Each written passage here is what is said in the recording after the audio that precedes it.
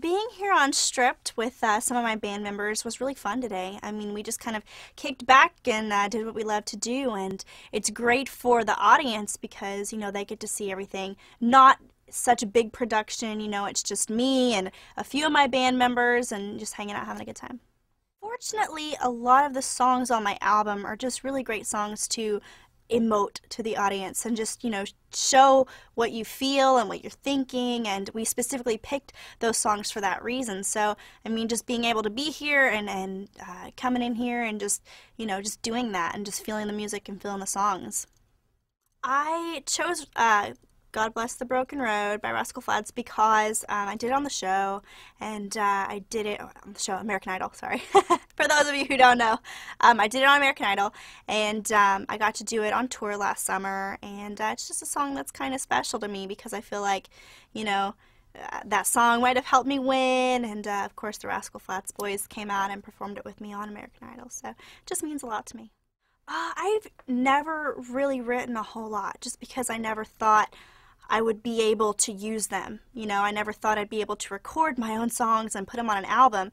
And whenever we were trying to pick songs for the album, we had a writer's retreat, and I helped out as much as I could, and did end up co-writing on a couple songs, one of which made it onto the album. And I honestly think that song, Ain't Shakota Anymore, is a fan favorite. You know, a lot of people just love it. I've never heard anybody say they didn't like it.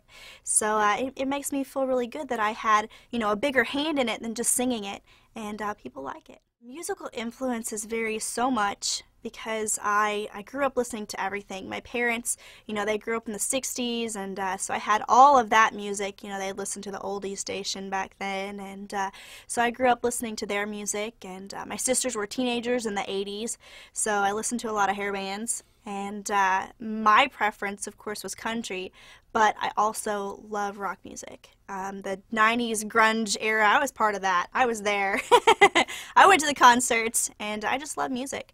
So I think, in a way, you know, every genre, every person I've ever heard has influenced me in some way.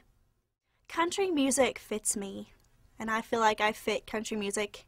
And to me, I felt like I wouldn't have to change a single thing about myself to be a part of it. You know, I don't have to, you know, be super skinny and super beautiful, and I don't have to learn how to dance, and I just get to get up there and sing, and that's what I love to do.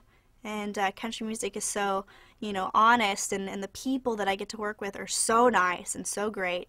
So, I mean, it's just all of that, and just my love for music in general, and country music just fits. It works.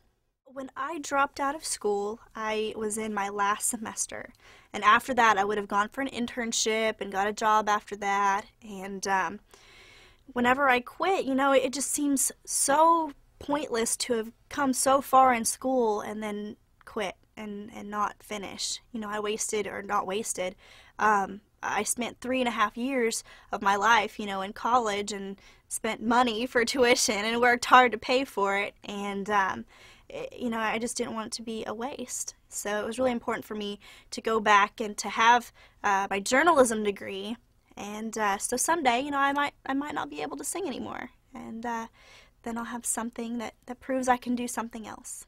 Right now, if I weren't singing and doing what I've always wanted to do, I would do the other thing that I really enjoy, and I really wanted to work at a news station. And I mean, I love video, and I love to edit, and I like to write stories, like news stories and human interest stories and stuff like that. So I honestly think I'd probably be, you know, in Tulsa, Oklahoma right now, at a news station. At first, when I told my mom I might have to get a person to come in and play my parents, she wasn't for that at all, and she let me know that if I needed her to, then she would do it. And I told her everybody loved the idea, and she came down and was in it. She was really nervous about it, but you know, she got over that quickly. She loves the camera, and she did an awesome job. I was really surprised. I was really proud of her, just because, you know, she'd never done anything like that, and she just did a good job. It was fun to have her on. She wants to know if she'll be nominated for a CMT supporting actress role in a music video. I told her maybe next video.